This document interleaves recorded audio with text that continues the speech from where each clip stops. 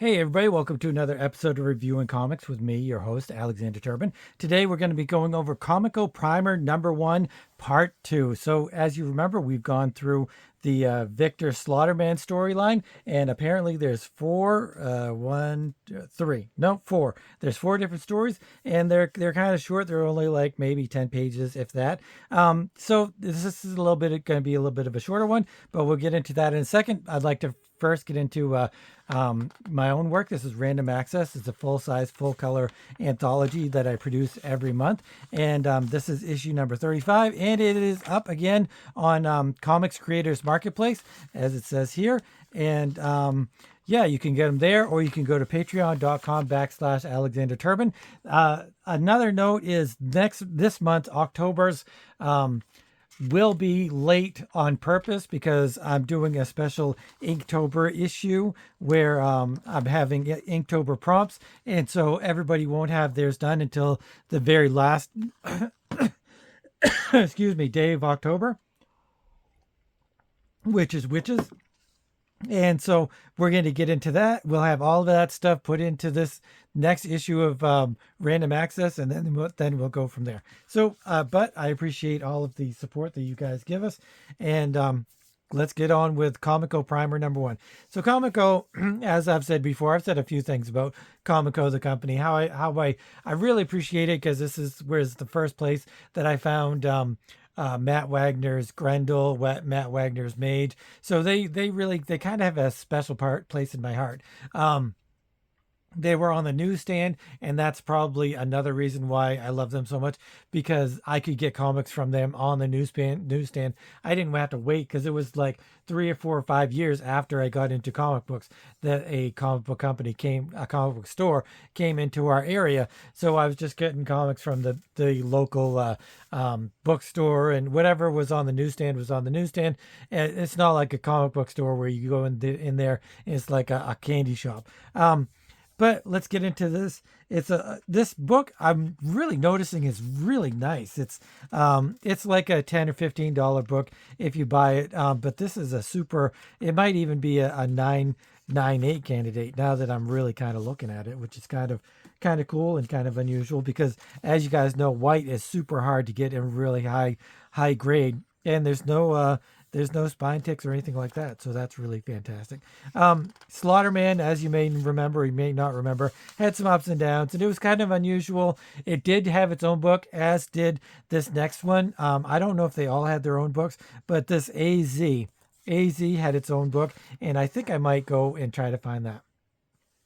This, not all of them. I haven't read all of them, to be honest. But I think the first story was borderline power comics. I think there's certain aspects of it that I think were not power comics enough, or enough for it to be power comics. Maybe some of the anatomy and some of the artwork was not enough, but this is a power comic. This story is through and through, and a true power comic. And I'm going to do most of it just by reading what's here, because it's so hard to understand a lot of what's going on, and it is kind of simple at the same time, so it's very unusual. His name is Danon, and he is 20 years of age. What he has just done may change the course of the entire history of the 23rd solar system, for he now possesses the sword of mankind. There he is. Get him, dead or alive. Get that sword back. Oh no, more of King Stag's guards. So I guess, that's pretty self-explanatory as to what's going on. He's just stole the sword from some king, and the guards are after him. It's a futuristic, technologically advanced, but also not kind of world. Can't keep up this pace, but I must, for if I get caught, Lena dies. Pant, pant, pant, pant, pant, pant. Hey, buddy, or clank. Hey, buddy, you must be in some kind of hurry for you to trip over my big feet. Huh? This is created by Phil Lasorda, 1982. I'm assuming he does everything. His feet and his boots are hollow. I don't really understand this main character, AZ, or Az. Anybody that's read the regular comic book, please fill me in on what it is. Is it a reprint of this, or is it a new story, or what's going on? So what I'm wondering though, if this is Power Comics, and I don't think this part is Power Comics, and the first part is somewhat Power Comics. Is it a Power Comic? How much of a comic book does it have to be Power in order for it to be a Power Comic? And these guys started out Comico or Comico, however you want to say it. They were college kids or right out of high school and going into college, and then they started as a company. So I don't know. It's not like they were this big company. They were just a few guys trying to do their best at making a comic book, and that's what basically all Power Comics are. But is half of a Power Comic, half of a comic book that's Power? Does that make the whole thing a Power Comic? It's kind of like if a movie is only a B movie halfway through, is it then a B movie or is it a real movie? That's a conundrum. It's a conundrum. Sir, if you help me get rid of King Strag's guards, I'll tell you anything you want to know. Okay, I'll hide you first, and then we'll talk later. Come on this way.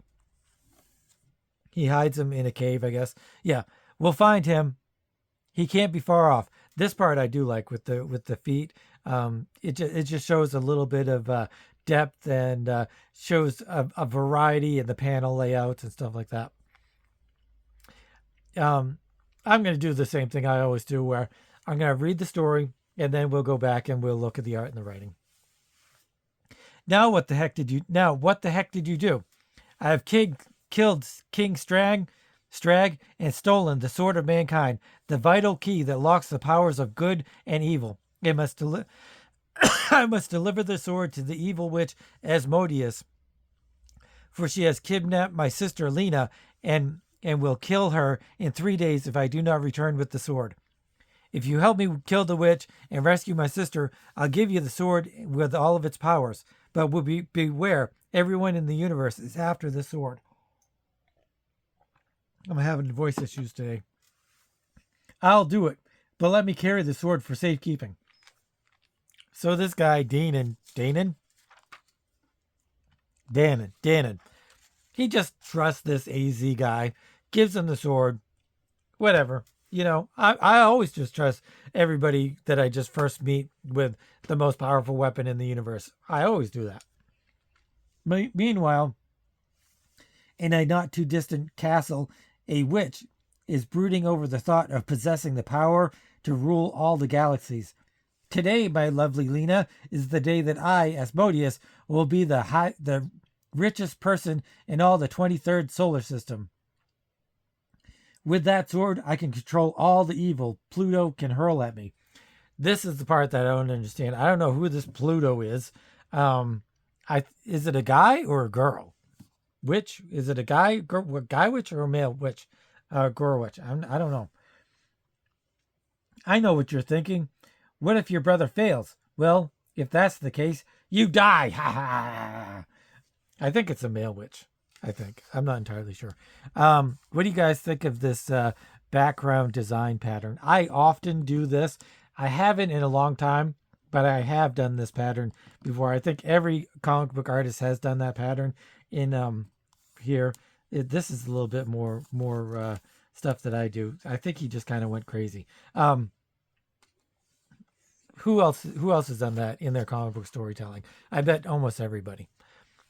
It was nice of those guards to leave their Delta gliders laying around. Yeah. So things just happen. You know, that's what happens in Power Comics. Things just happen. It's like a dream state quality that all Power Comics seem to have, where just anything and everything and anything does happen. This must be the place. It is, but be careful. You don't know what Asmodeus will throw at us.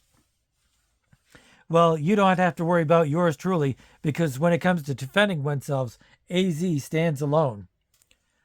And then they're flying on these surfboards or whatever, Delta gliders, and then they're chased by this butterfly man. I don't think it's supposed to be butterfly. I think it's supposed to be a gargoyle. By the way, what is your name? Never asks his name, Danon. his name or AZ or anything. AZ, watch out, huh? This gargoyle attacks him. Swamp attacks Danon. Ahem. The dark gargoyle looks at him. That's it, Stony. Let's play follow the leader. You think you're pretty swift, Stony? He's flying away from him, and then he does this giant flip in the air. Let's just see how swift you are. Thump, he lands on him, and then pow. I don't know what this pow is. Is this pow with the sword he uses, or is this just his hands? Oh, frack. I forgot that Stony was the only thing keeping me up. So he uses a frack. Hey, that's an awesome thing. As we all know, that comes from Battlestar Galactica. And if you don't know that, then stop reading this right now, stop watching this right now, and go and watch Battlestar Galactica, the new one, not the old one. Although the old one's awesome too. AZ falls helplessly, hoping that he will somehow survive. He blacks out, I guess. And then he opens his eyes and he sees, who are you? Please calm down. You've had a terrible accident. Luckily for you, that tree broke your fall. Where am I? My name is Lena, Danon's sister. You are in the castle of Asmodeus. You have been so kind in helping my brother. But where is he now? Have you seen him? Not since he was knocked down by that flying pebble. Flying pebble. Was that what he was knocked down by? Oh, he's calling the gargoyle a flying pebble. Oh, I'm so scared. Please help me. So she gives him a nice big hug. AZ holds the girl, not suspecting what is happening. She transforms into this hideous creature. No! You fool! You think you can defeat Asmodeus? Bop.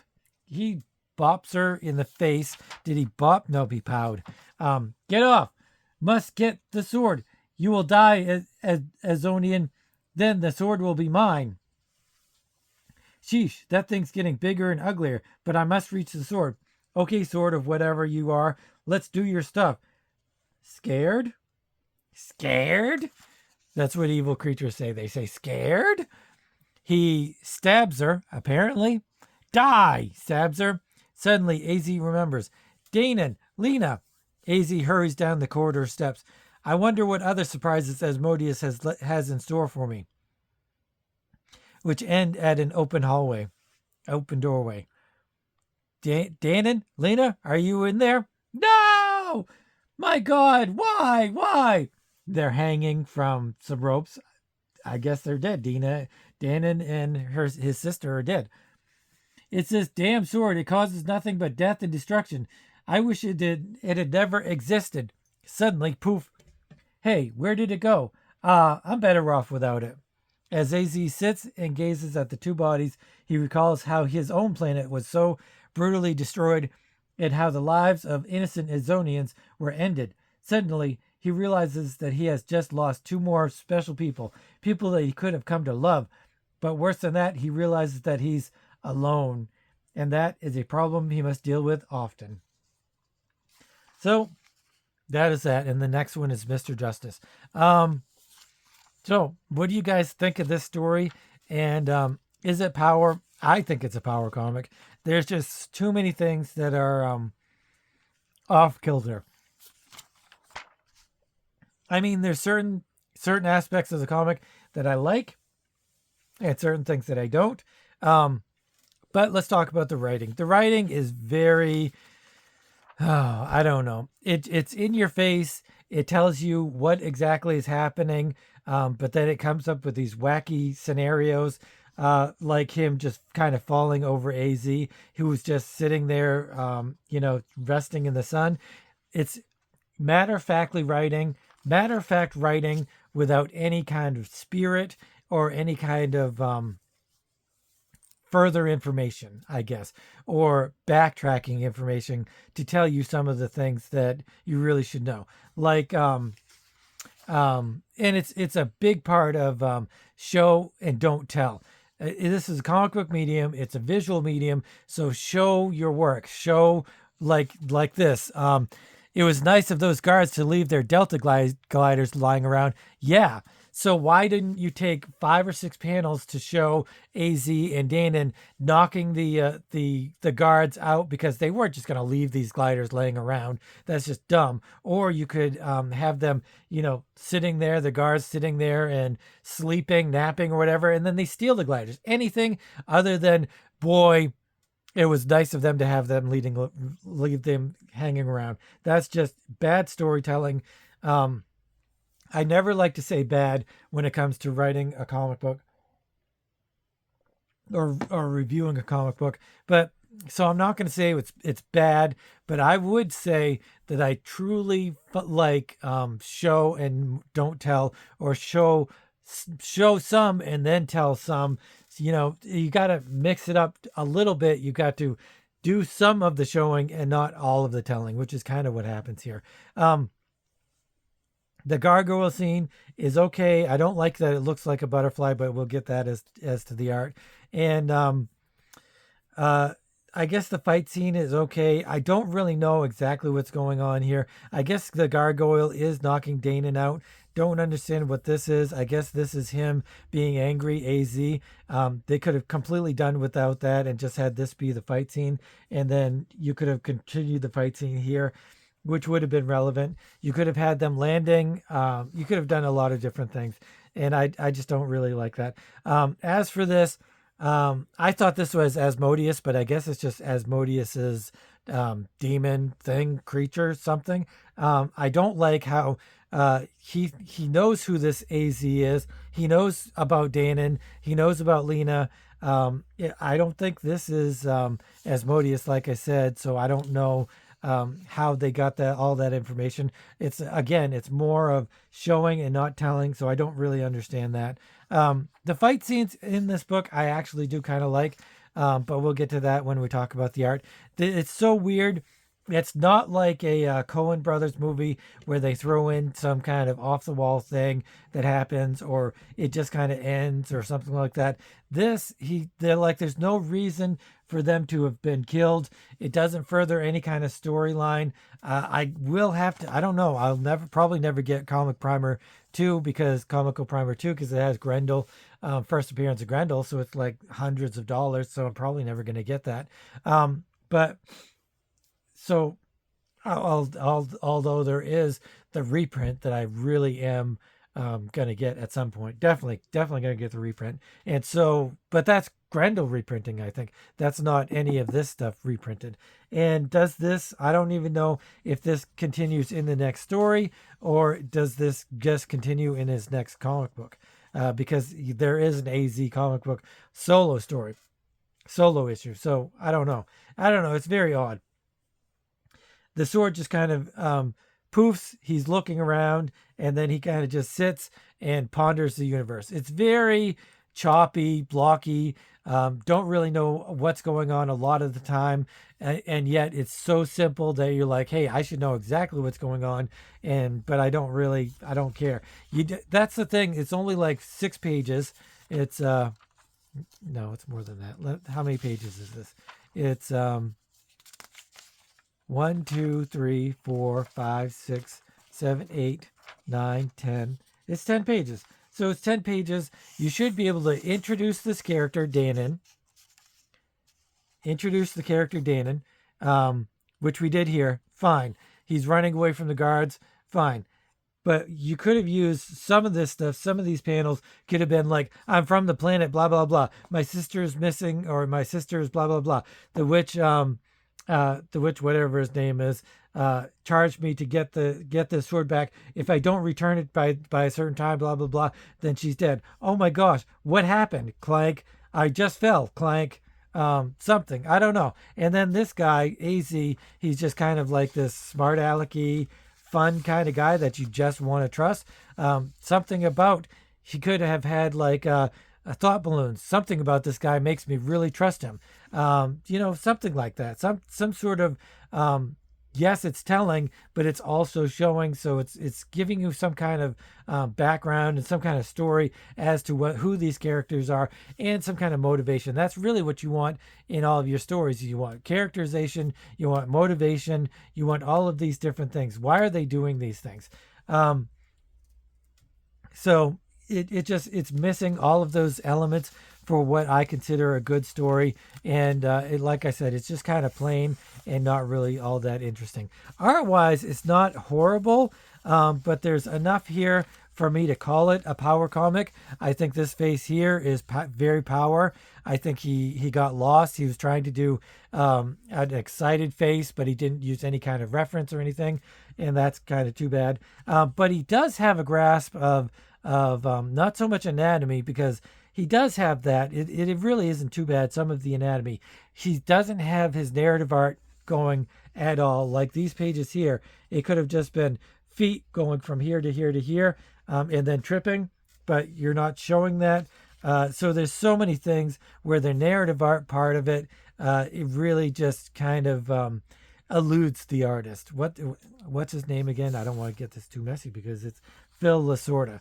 I'm going to have to look him up and see if he's done anything else, because maybe he's really grown as an artist and become really fantastic, which is, a great thing to happen. And I love to see, early artists doing stuff early in their career and then they blow up and become this amazing artist. So that's really fantastic to see. That's one of the really great things about collecting power comics and older comics and stuff like that, is you get to see the evolution of an artist and see how they grow and change and become different and better, and hopefully better. Some of the action scenes are good and nice, but you've got all of these panels crammed into each other that it's really like this could have been one panel here. And it's just a lot of stuff's going on, but you really don't care about it because you get confused, and the story's not really that, I'm not going to say it's not that interesting, but it's not that cohesive. It's not that cohesive, and it's a little sparse, not cohesive, and confusing. That is a recipe for disaster as far as I'm concerned. So I'm really not loving this AZ. And the characterization, the character is AZ. The name of the story is AZ. I wish he had some sort of background as to why he's an Azanite. Is that what he's where does it say that he's an Azonian? He's an Azonian.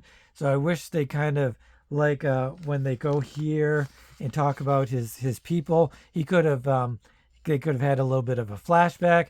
But it's just, like I said, it's too confusing and yet simple at the same time, which is really makes it uncomfortable to read and unenjoyable to read. He uses this pattern over and over again as the art. This is a nice face. I can definitely point out certain things that I enjoy about the art that I think is good, and that he probably, if he works on it and works on his narrative art, and he works on it just as regular illustration techniques and uses a little bit, a few different tricks and twists and stuff like that he could evolve into a really good artist, because I think there's a lot of stuff that is showing here that could be really good. But at this point, I can't really see it for being the quality that I'm really looking for. So I'm definitely this face here, Power Comics. It's definitely, for me, it's a power comic, both in the writing and in the artwork. So that is what it is. If you love power comics, then this is the book for you. If you're not loving power stuff, then I would say move along to the next story, which is Mr. Justice, and we will be looking at that next time. So thanks for watching, and if you're new to the channel, this is the kind of stuff we go over indie comics from the 70s, 80s, 90s, and beyond every time. Anything that's weird and unusual, even if it's Marvel, DC, or Image, then I'll look at it. If you have any suggestions, please consider sending them to me and let me know, and maybe I'll be able to find whatever book it is that you would really like me to look at. But like I said, thanks for watching, and have a great weekend. And as always, keep on creating.